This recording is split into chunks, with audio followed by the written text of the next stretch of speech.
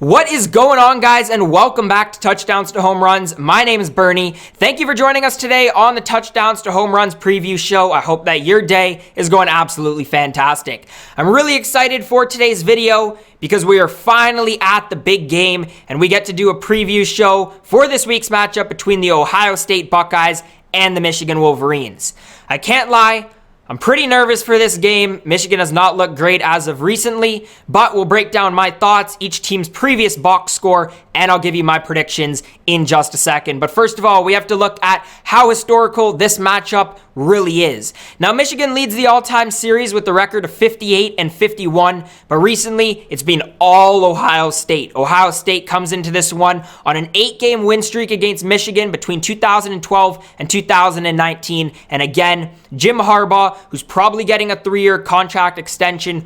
That's what the reports are saying right now. Before this Ohio State game, he has never beaten Ohio State. He's got an 0-6 record, but hopefully that can change this year. In 2019, again, all Ohio State. Ohio was ranked number 2 that game. Michigan, number 14. Ohio State took that one by a score of 56-27. So Michigan has some bouncing back to do. Let's break down the Michigan Wolverines first. Michigan comes into this game with a record of 2-4. Their game last week, they were supposed to play Maryland. That one was canceled due to COVID-19. But Michigan needed that extra week of rest. They were very hurt against Penn State. They've had some injuries really throughout the entirety of the season, but it gives them some time to get some players back on the field. Let's start with the quarterback situation. Cade McNamara in the game against Penn State, 12 for 25.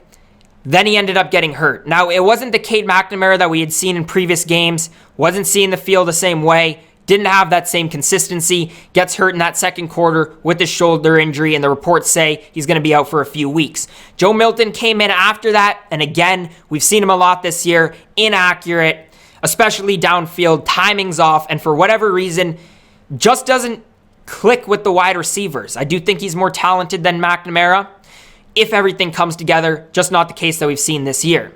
And again, coming into this, we don't know the certainty of McNamara's health, so it looks like McNamara will not be playing in this game. The reports have come out that it's going to be Dan Villari starting instead of Joe Milton. 4th-string freshman quarterback for the Wolverines. He was a 3-star recruit in the class of 2020. I personally don't know much about him, so we'll have to see. Inexperience against one of the best teams in the country can't be a recipe for success, though. But again, we'll have to wait and see. Unfortunate, we're not going to have McNamara. It is what it is, though. In terms of running, Hassan Haskins was really good. And the game against Penn State was really the first game that we saw Evans, Corum, and Haskins sort of all work together.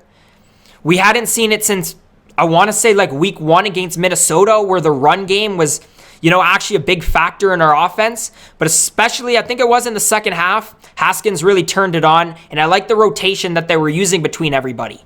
They, couldn't pass on 3rd down, but early downs, they were ahead of the chains, and the backfield was really putting the Wolverines offense into a good position. And that's what they're going to need to do if they have any chance against Ohio State. Put yourselves into situations where either you're picking up early first downs or you're putting yourself into 3rd and short situations where you can keep on extending drives, something that we haven't seen for the Wolverines for the majority of the season.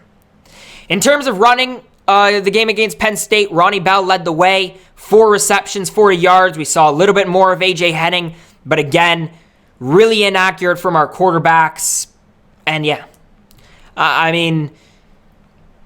think, we're deep in terms of receiving. I know Giles Jackson is still hurt, but I would like to see Ronnie Bell get even a few more touches. And again, I think that, we didn't take any shots downfield at all. And that's something that I was really mad about the Penn State game, is we were getting those short catches early, getting those people involved, but we have no sort of deep game at all. And the secondary only has to play within the middle of the field or, underneath. And even if we don't necessarily successfully complete those passes, we definitely have to open up the defense by at least attempting those passes downfield. That's at least what I saw. Michigan defense has been hurt for the past couple of weeks. Again, Don Brown, really, really predictable with his offense. I don't expect Harbaugh to get fired or resign, but I do expect Don Brown to go probably before next season. But, I mean, they do have injuries there. And Josh Ross has been their best guy on defense. We've seen Daxton Hill improve, Vincent Gray improve. But again, the defense is just not it. And Ohio State, is probably going to have a somewhat easy time putting the ball in the end zone. In terms of Ohio State, number 4 in the country. They come into this game with a 5-0 record. You know what? Last week's game against Michigan State, which they took by a score of 52-12, I was really impressed. Ohio State, I think, had like 23 missing guys. They were a really shaken up team. And you know what? They needed some guys to step up, and they did. This is one of the most talented teams in the country, especially when they're all healthy. But you know what? It all starts with Justin Fields. 17 for 24, 199, 2 touchdowns in the air. Did not turn the ball over, which was really important, something to look at last week because he had turned the ball over 3 times 2 weeks ago. But again, Justin Fields, fantastic. Showed that he has that great mentality. Definitely bounced back in the game against Michigan State. Sermon led the way in terms of rushing, 112 yards. But Justin Fields also in triple-digit rushing. Ohio State as a team had 322 rushing yards. So definitely something that Michigan is going to have to look out for. Chris Olave led the way in terms of receiving, 139 yards and 10 receptions. And we know how Michigan does against teams who have really talented receivers. Our secondary cannot just keep up, and I expect Chris Olave to go off this game. Ricky White went off when we played Michigan State. Chris Olave is a much better receiver. Our secondary is definitely going to have to step up if we want any chance. And I think that, again, Ohio State probably scores a lot here. Our defense is still hurt. Our defense just doesn't have an identity. And this is going to be really important. And again, the Ohio State defense really good. They forced 4 turnovers last week against Michigan State. And we're putting in a freshman quarterback. Just doesn't seem like a good matchup. Quickly, before we end the video, though, let's take a look at the betting lines. And currently, at the time that I'm filming this video, I have Ohio State minus 29.5 point favorites. Now, personally, I don't like big lines like this because one thing that goes wrong and all of a sudden the line goes the other way.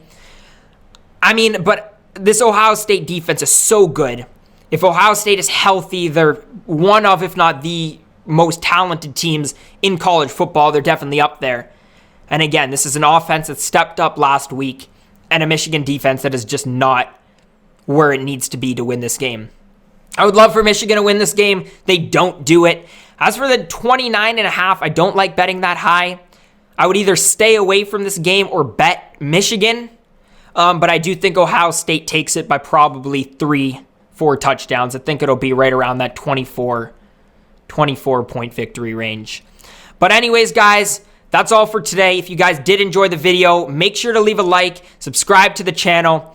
Let me know in the comment section below, what do you guys think? What are your predictions for this week's game? Hopefully, it's a good one, but again, not looking good for the Michigan Wolverines. If you haven't already, make sure to check out our store. We have some Fire Harbaugh merch, sweaters, t-shirts. Definitely make sure to check those out.